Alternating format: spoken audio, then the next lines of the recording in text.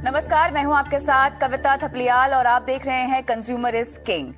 आज हम एक खास मुद्दे पर बात करने वाले हैं। कंज्यूमर अफेयर मिनिस्ट्री की ओर से कंज्यूमर प्रोटेक्शन एक्ट के तहत डायरेक्ट सेलिंग से जुड़े नियमों की अधिसूचना जो है वो जारी कर दी गई है। नए नियम डायरेक्ट सेलिंग से जुड़ी कंपनियों और ई कॉमर्स प्लेटफॉर्म का इस्तेमाल करने वाले डायरेक्ट सेलर्स पर भी लागू होंगे। इस विषय पर एक्सपर्ट्स के साथ हम विस्तार से बात करेंगे, लेकिन आखिर ये पूरा मामला क्या है, देखिए इस रिपोर्ट में। ग्राहकों के हितों को ध्यान में रखते हुए सरकार की ओर से कंज्यूमर प्रोटेक्शन एक्ट के तहत डायरेक्ट सेलिंग से जुड़े नियमों की अधिसूचना जारी कर दी गई है। नए नियमों के मुताबिक राज्यों को डायरेक्ट सेलिंग से जुड़ी कंपनियों की मॉनिटरिंग के लिए मैकेनिज्म बनाना होगा। इसके साथ ही डायरेक्ट सेलर के प्रोडक्ट्स या सर्विस से अगर ग्राहक को शिकायत होती है तो जिम्मेदारी डायरेक्ट सेलिंग कंपनियों को भी लेनी होगी। ग्राहकों की समस्या के निपटारे के लिए ग्रीवेंस रिड्रेसल ऑफिसर की नियुक्ति की जाएगी। वही ग्राहकों को प्रोडक्ट या सर्विस की शिकायत ऑफलाइन और ऑनलाइन दोनों माध्यमों से करनी होगी। ग्राहक की शिकायत के बाद जिम्मेदार विभाग को 48 घंटे के भीतर कार्रवाई करनी होगी और 1 महीने के भीतर पूर्ण रूप से शिकायत का निपटारा करना होगा। वही अगर 1 महीने में भी शिकायत का निपटारा नहीं होता है तो ग्राहक को लिखित में इसकी शिकायत दर्ज करानी होगी। लगातार मिलती शिकायतों के बाद सरकार की ओर से इन नियमों का पालन करने के लिए 90 दिनों का समय दिया गया है। नए नियम डायरेक्ट सेलिंग से जुड़ी कंपनियों और ई कॉमर्स प्लेटफॉर्म का इस्तेमाल करने वाले डायरेक्ट सेलर्स पर भी लागू होंगे। ईटी नाउ स्वदेश। चलिए, तो यहाँ पर आपने ये पूरा मामला सुना, लेकिन इसको लेकर हमारे कई सारे सवाल हैं जिन पर हम विस्तार से इस पूरी पेशकश में बात करेंगे। मुख्य सवाल क्या है आपको बताते हैं। ग्राहकों के हितों को ध्यान में रखते हुए सरकार ने जो ये फैसला लिया है, इसके तहत डायरेक्ट सेलिंग से जुड़े नियमों की अधिसूचना जो जारी की गई है, क्या इनके जो नए नियम है इनकी इसके तहत जो ट्रैकिंग की जाएगी, क्या उसके इम्प्लीमेंटेशन पर किसी भी तरह की निगरानी यहाँ पर रखी जाएगी सरकार की तरफ से। इसके अलावा डायरेक्ट सेलिंग जो कंपनियां हैं, इनकी शिकायतों के निपटारे से इन कंपनियों के बिजनेस को आगे बढ़ाने में कितना प्रोत्साहन मिलेगा, और साथ ही जिस तरह से हम डायरेक्ट सेलिंग के व्यापार को बढ़ता हुआ देख रहे हैं, इसके साथ ही कई सारे धोखाधड़ी के मुद्दे भी इसको लेकर सामने आ रहे हैं, उनसे कैसे निपटा जाएगा। इन तमाम मुद्दों पर आज हम विस्तार से बात करेंगे और हमारे साथ खास मेहमान भी जुड़े हुए हैं। कंज्यूमर वॉइस के मैनेजिंग एडिटर श्रीराम खन्ना है और साथ ही बिजनेस काउंसलर और direct selling expert Sonu Sharma, ये दोनों हमारे साथ जुड़े हुए हैं। आप दोनों का ही आप इन नियमों का स्वागत करते हैं। लेकिन सोनू शर्मा जी, अगर आप मुझे सुन सकते हैं, दर्शकों को हम बताना चाहते हैं विस्तार से कि ये नए नियम क्या है और किस तरह से एक्सेप्टेंस डायरेक्ट सेलिंग को लेकर इन अधिसूचना के बावजूद आप बढ़ती हुई देख रहे हैं। मुझे आपका आवाज आ रहा है मैम?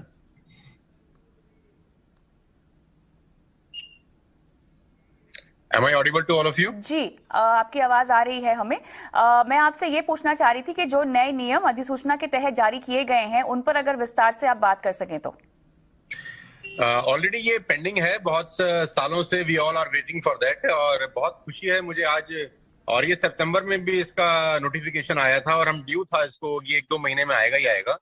तो मैं बहुत खुश हूँ, अपनी पूरी इंडस्ट्री की तरफ से इसको वेलकम करता हूँ। और ये एक ऐसा कदम है गवर्नमेंट ऑफ इंडिया की तरह जो उठाया गया है, जिससे जो सही काम कर रही हैं कंपनियां, जो लीगल तरीके से बिजनेस बिल्ड कर रही हैं, जो नीति आयोग भी बोलता है कि 2025 तक की इंडस्ट्री करीब 65,000 करोड़ की होने वाली है। तो ये बहुत अच्छा कदम है। We all welcome this great step by government of India. और ये ऑलरेडी बहुत पेंडिंग था बहुत सारे सालों से, और ये नहीं होने की वजह से जो अच्छा व्यक्ति है, जो अच्छे तरीके से बिजनेस कर रहा है, जो अच्छी कंपनियां अच्छे तरीके से बिजनेस कर रही हैं, उनको भी बुरे लोगों के साथ ही एक ही टेबल पर रखकर एक आम आदमी देख रहा था। अब जैसे ये रूल्स नोटिफिकेशन आए हैं, रूल्स के फॉर्म में कन्वर्ट हो जाएंगे, तो ये बहुत अच्छा स्टेप है और सारी अच्छी कंपनियों को उसको वेलकम करना चाहिए। हम बाद में आते हैं, लेकिन सोनू शर्मा जी, आपसे मेरा सवाल यहाँ पर यह है कि कंपनियों कहा गया है कि वो एक मॉनिटरिंग मैकेनिज्म को कंपनी में स्थापित करे।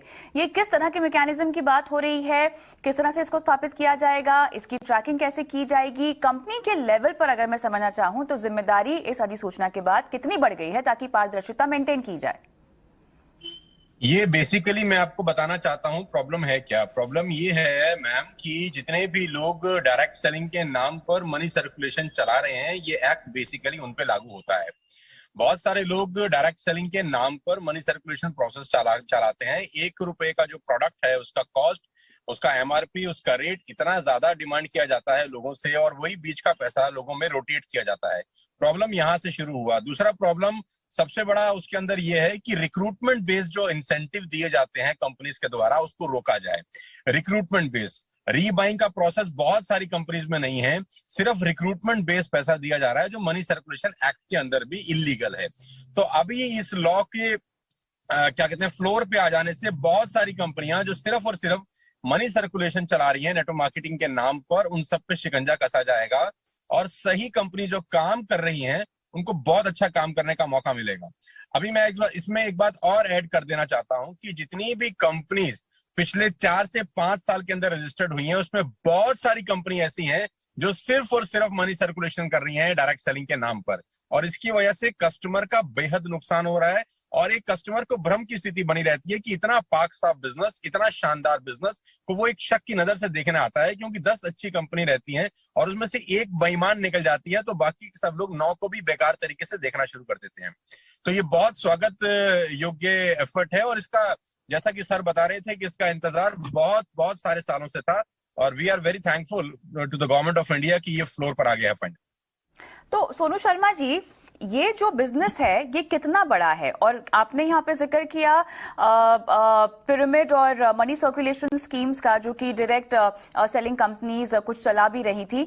अब इस अधिसूचना के बाद इस तरह की चीजों पर, इन तरह के मामलों पर किस हद तक रोक लगेगी? इंडस्ट्री के विस्तार को लेकर ये कितना बड़ा कदम है? अभी फिलहाल अगर हम देखें तो मार्केट कैप के लिहाज से इन कंपनीज का कितना प्रपोर्शन है और कितनी जरूरत थी इस तरह की अधिसूचना की, ताकि ग्राहकों को यह समझ में आए कि उनकी हितों का ख्याल रखने के लिए कोई ना कोई है, एक बॉडी है जो जिम्मेदारी लेती है और आप अपनी शिकायत भी उन तक पहुंचा सकते हैं।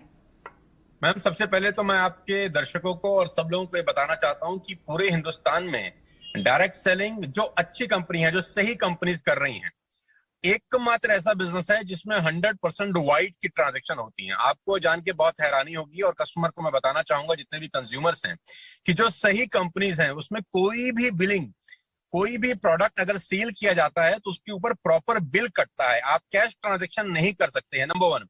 नंबर 2, उसके ऊपर जीएसटी एप्लीकेबल होता है जो गवर्नमेंट ऑफ इंडिया को कंपनीज डिपॉजिट करती हैं पर मंथ। नंबर 3, आपको जो भी कमीशन आता है वो टीडीएस करके, टैक्स कट के ही आता है। ये एकमात्र ऐसा प्रोफेशन है पूरे हिंदुस्तान के अंदर जहां 100% ट्रांसपेरेंसी होती है और लीगल सिस्टम अपनाया जाता है। आज ये करीब 15,000 से 20,000 करोड़ रुपए का इंडस्ट्री है। नीति आयोग का खुद का ये मानना है, केपीएमजी का खुद का ये रिपोर्ट है कि अगर ये इंडस्ट्री सही रही तो 2025 तक करीब 65 से 70 हजार करोड़ रुपए की इंडस्ट्री है, जहां एक आम भारतीय को रोजगार मिलने की अपार संभावनाएं हैं। आज हिंदुस्तान में आपको पता है कोविड-19 के कारण बहुत सारे लोगों को नौकरी की समस्या है, अनएम्प्लॉयमेंट अपने चरम सीमा पर है। ये एकमात्र ऐसी इंडस्ट्री है जो लोगों को अनएम्प्लॉयमेंट से मुक्त, जो प्रॉब्लम फेस कर रहे हैं लोग बाग, उनको एम्प्लॉयमेंट प्रोवाइड करा सकती है बनस्पत। इस पे आज ये जो नोटिफिकेशन आया है ये ठीक तरीके से अगर लागू हो जाए, क्योंकि ठीक तरीके से लागू होना बहुत जरूरी है। कानून तो हिंदुस्तान में बहुत सारे हैं, अगर वो इम्प्लीमेंट ठीक तरीके से हो जाए तो मैं आपको बता सकता हूं कि 2025 में ये एकमात्र ऐसा उद्योग है जो बहुत सारे लोगों को, हजारों लाखों नहीं करोड़ों लोगों को एम्प्लॉयमेंट प्रोवाइड करा सकता है। बिल्कुल सही कहा आपने। जहां तक एम्प्लॉयमेंटेबिलिटी की बात है तो लगभग 7 मिलियन से ज्यादा लोग हैं जिनको रोजगार मिल रहा है इस इंडस्ट्री के जरिए, और उसमें भी खास बात यहाँ पर यह है, उल्लेखनीय बात यहाँ पर यह है कि 50% से ज्यादा तो इसमें महिलाएं हैं। जी सोनू जी। मैम, हम लोग जब इस नोटिफिकेशन के ऊपर चर्चा कर रहे थे बहुत साल से, I am in the industry from the last 20 years, हम लोग का डिमांड था कि कोई भी व्यक्ति डायरेक्ट सेलिंग कंपनी जब तक एक x amount government of India को डिपॉजिट नहीं करता खोल ही ना सके। हमारे बहुत सारे सजेशंस थे, बहुत सारे हम लोगों ने सुझाव सरकार को दिए, प्रीवियस गवर्नमेंट को भी दिए, और ये जो ये नया गवर्नमेंट है यहाँ पर भी बहुत सारी मीटिंग्स हुई। बैक टू बैक फिक्की के साथ हम लोग कोऑर्डिनेशन में थे, टच में थे, कि एक लमसम अमाउंट भी as a security amount deposit कराए कोई भी कंपनी अगर अपना डायरेक्ट सेलिंग बिजनेस शुरू करना चाहती है। बिकॉज होता क्या है, 4 कंप्यूटर लगाए, 4 लोग बैठे और अपना डायरेक्ट सेलिंग बिजनेस शुरू कर लिया, और डायरेक्ट सेलिंग के नाम पर कुछ भी ऊट पटांग बेचना शुरू कर दिया। वो प्रोडक्ट बेचने शुरू कर दिए जिसका रीबाइंग ही नहीं है, वो प्रोडक्ट जिसका क्वालिटी बहुत खराब है, वो प्रोडक्ट जिसका प्राइस इतना ज्यादा है कि एक आम आदमी की पहुंच से बहुत ज्यादा है। अब इस नोटिफिकेशन के द्वारा सर जो बता रहे थे खन्ना साहब, मैं बिल्कुल उनसे इत्तेफाक रखता हूं कि असली और नकली, जिसको कहते हैं दूध और दूध, दूध का दूध, पानी का पानी, ये हो जाएगा। और एक कंज्यूमर जो एक सयाना कंज्यूमर है, एक सया कस्टमर है, जो अपना करियर बनाना चाहता है इस फील्ड में, वो बिंदास होकर इस प्रोफेशन को ज्वाइन कर सकता है और अगले 4 से 5 साल के अंदर अपने सारे के सारे सपनों को पूरा कर सकता है। अच्छा, जिस शिकायत के निपटारे की हम बात कर रहे हैं सोनू जी, ये ग्रीवांस रेड्रेसल की पूरी प्रक्रिया क्या होगी? अगर मैं एक ग्राहक हूं जिसे अपनी शिकायत का निपटारा करवाना है या अपनी शिकायत पहुंचवानी है, तो ये पूरी प्रक्रिया क्या होगी? किस तरह से मुझे अप्रोच करना होगा और शिकायत का निपटारा कैसे होगा? मैम, उसके लिए पूरा नोटिफिकेशन एक बार पढ़ना बहुत जरूरी है, क्योंकि नया नया नोटिफिकेशन अभी पूरा पब्लिश हुआ है। उसमें क्या अमेंडमेंट किए गए हैं, क्योंकि सितंबर में भी ये नोटिफिकेशन आया था, 2014 से चल रहा है ये एक्चुअली प्रोसेस। तो एक बार उसको पढ़ना पड़ेगा कि क्या अमेंडमेंट्स हुए हैं, क्या चेंजेस हुए हैं, उसके बाद इसके बारे में बात की जा सकती है। खन्ना जी, कहीं ना कहीं अगर हमें इस कारोबार को आगे बढ़ाना है सोनू जी, तो इस तरह के नोटिफिकेशंस के अलावा इनोवेशन की भी तो जरूरत होगी इसको आगे बढ़ाने के लिए, क्योंकि देखिए आज का जो मार्केट है वो काफी बड़ा है। केवल डायरेक्ट सेलिंग तो एक जरिया नहीं है जहां से लोग खरीदारी कर रहे हैं, ई कॉमर्स है, ऑनलाइन की दुनिया बहुत ज्यादा बड़ी हो गई है, गहरी होती भी जा रही है। कहीं ना कहीं ये कॉम्पिटिशन तो है ही, किस तरह के इनोवेशंस की जरूरत है? इनोवेशंस आएंगे तो वहां पर एक ग्राहक की सुरक्षा का भी सवाल आएगा और कारोबार में पारदर्शिता का भी सवाल आएगा। तो कैसे आगे बढ़ा जाए? पहले तो मैडम मैं आपको ये बता दूं कि जो डायरेक्ट सेलिंग के थ्रू प्रोडक्ट का खरीद फरोख्त होता है और सेल परचेज होता है, और जो दूसरा माध्यम है प्रोडक्ट को सेल और परचेज करने का, दोनों में जमीन और आसमान का फर्क है। पहली बात तो जितना भाई अच्छा डायरेक्ट सेलिंग कंपनी है, मैं नाम यहाँ पर नहीं लेना चाहूंगा, ABCDEF जो भी कंपनीज हैं, जो अच्छे तरीके से डायरेक्ट सेलिंग करती हैं और जिनमें रीबाइंग होती है। रीबाइंग का मेरा मतलब बड़ा सीधा सा है कि एक ही प्रोडक्ट को बार बार बेचा जाता है और खरीदा जाता है, एक ही कस्टमर एक ही प्रोडक्ट को बार बार बाय करता है। तो इनोवेशन इसलिए भी बढ़ जाता है क्योंकि कंपनी तभी ही बड़ी होती है जब एक ही कस्टमर उसी प्रोडक्ट को बार बार खरीदता है, और बार बार तभी खरीदेगा जब उसका क्वालिटी, उसका वैल्यू और उसका प्राइस उसको माफिक लगेगा बाजार के मुताबिक।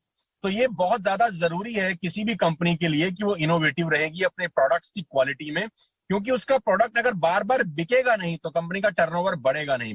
क्योंकि यहाँ पर असली और नकली का भेद मालूम चलेगा, क्योंकि जो नकली कंपनी रहती है वो रिक्रूटमेंट पे पैसा देती है। आपने किसी एक व्यक्ति को रिक्रूट किया and you will earn 10,000 rupees और 5,000 रुपीज, उसके बाद वो बाइंग करे कि ना करे किसी को कोई मतलब नहीं रहता। लेकिन जो जेन्युइन डायरेक्ट सेलिंग कंपनी है वो रिक्रूटमेंट पे पैसा नहीं होता, वो रीबाइंग का जो स्ट्रक्चर है वो बहुत इंपॉर्टेंट है। इसीलिए मैं अपने प्रोग्राम्स में भी बोलता हूँ कि ये कल्टीवेशन का बिजनेस है, हंटिंग का नहीं है। जो नकली कंपनी है वो हंटिंग करती है बेसिकली। तो इनोवेशन करना पड़ेगा सारी कंपनियों को अपनी प्रोडक्ट की क्वालिटी बढ़ाने के लिए। प्राइसिंग एक बहुत बड़ा इंपॉर्टेंट रोल प्ले करता है, क्योंकि ई कॉमर्स के ऊपर आपको पता है कि टफ कंपटीशन है। तो सारी कंपनीज को अपने प्राइस के ऊपर बहुत काम करना पड़ेगा। क्वालिटी नो डाउट वैसी रखनी पड़ेगी कि एक ही कस्टमर वही प्रोडक्ट को बार बार बाय करे। महिलाओं के रोल में सोनू जी कितना और इजाफा हो सकता है? क्योंकि महिलाएं कहीं ना कहीं as an employ trust factor भी लेके आती हैं, स्पेशली अगर मैं कस्टमर पॉइंट ऑफ व्यू से देखना चाहूँ। अब जिस तरह से हम महामारी से भी गुजरे हैं, आगे चलते हुए क्या आपको लगता है कि जो प्रपोर्शन हम विमेन का देख रहे हैं इस पूरे सेक्टर में, इसमें इजाफा होगा या इस पर भी खास फोकस देना चाहिए कंपनियों को? पहले तो मैं आपको थोड़ा सा करेक्ट कर देता हूं मैडम। जो 50% आपने पार्टिसिपेशन की बात की है लेडीज की, महिलाओं की, वो 50% पार्टिसिपेशन हिंदुस्तान का डेटा नहीं है, वो आप ग्लोबल डेटा की बात कर रहे हैं। हिंदुस्तान में अभी ये डेटा बहुत कम है जो महिलाओं का पार्टिसिपेशन है। अब चूंकि इस नोटिफिकेशन के बाद, इस प्रोटोकॉल के बाद, इस रूल्स रेगुलेशन के बाद, इस लॉ के बाद मेरे को 100% ये श्योरिटी है कि महिलाओं की भागीदारी बढ़ेगी। क्योंकि जो 50% का डेटा आप बता रहे हैं वो ग्लोबल डेटा है, हिंदुस्तान के हिसाब से ये 50-50 का रेशियो अभी नहीं है। तो ये बहुत बड़ा मार्केट है महिलाओं के लिए। और सबसे अच्छी बात तो ये है कि वो महिलाएं अपने घर में बैठ के इस बिजनेस को बिल्ड कर सकती हैं। वो सिर्फ घर में बैठ के अपने बच्चों की परवरिश के साथ साथ अपने इन-लॉज को देख रहे, अपने हस्बैंड की सर्विस के साथ साथ अपने घर में बैठ के इस बिजनेस को बिल्ड कर सकती हैं। उनको एक कॉन्फिडेंस मिलेगा। रजत बैनर्जी जो है इंडियन डायरेक्ट सेलिंग एसोसिएशन के चेयरमैन, उनके जरिए जो स्टेटमेंट आई है, मैं वही स्टेटमेंट का जिक्र यहां पर कर रही हूं, जहां पर उन्होंने खासतौर से लिखा हुआ है कि 50% यहां पर महिलाओं को लाइवलीहुड प्रोवाइड किया जाता है इस सेक्टर की वजह से, की तरफ से। मैडम वो ग्लोबल डेटा है मैडम। हिंदुस्तान में 50% और 50% का रेशियो नहीं है। I am into the field from the last 20 years. अगर मैं प्रोग्राम करता हूँ कहीं 10,000 लोगों का, तो उसमें 1,000 लेडीज होती हैं और 9,000 जेंट्स होते हैं, राइट। तो वो ग्लोबल डेटा है, वो बिल्कुल ठीक कह रहे हैं, लेकिन वो डेटा ग्लोबल है। इसीलिए मैं ये कह रहा हूं कि ये बहुत बड़ा वैक्यूम है, एक बहुत बड़ा अपॉर्चुनिटी है महिलाओं के लिए कि वो फ्रंट में आ सकती हैं और उनमें काबिलियत है। महिलाओं में मैं हमेशा से मानता हूं कि पुरुषों से ज्यादा काबिलियत होती है इस बिजनेस को बिल्ड करने की। अब वो एक सेफ सिक्योर एनवायरनमेंट में इस बिजनेस को बिल्ड कर पाएंगी इस नोटिफिकेशन के बाद। और मुझे ऐसा लगता है कि आने वाले 4-5 साल के अंदर बहुत बड़ा काम हो सकता है इस फील्ड में ड्यू टू दिस नोटिफिकेशन। चलिए, तो मेरे ख्याल से यहाँ पर एक बार फिर से ग्राहकों की सुध आई है, जिसके चलते हमने ये अधिसूचना और ये नियम जारी होते हुए देखा है। एक बार फिर से डायरेक्ट सेलिंग जो एक सेक्टर है, लगातार सवालों के सर्कल में घिरा रहता है इन टर्म्स ऑफ पारदर्शिता, और जिस भी तरह कि यहाँ पर मनी मेकिंग प्रैक्टिसेस हमने होती हुई देखी है पिछले दिनों, इसको लेकर कवायद एक बार फिर से शुरू होती हुई दिखाई दे रही है। उम्मीद करते हैं कि ये सेक्टर आगे बढ़ते हुए कॉम्पिटिशन को फेस करने में कामयाब रहे। बहुत बहुत शुक्रिया आप दोनों का इस खास पेशकश में शामिल होने के लिए। कंज्यूमर किंग में आज के लिए इतना ही। मुझे भी इजाजत दें। नमस्कार।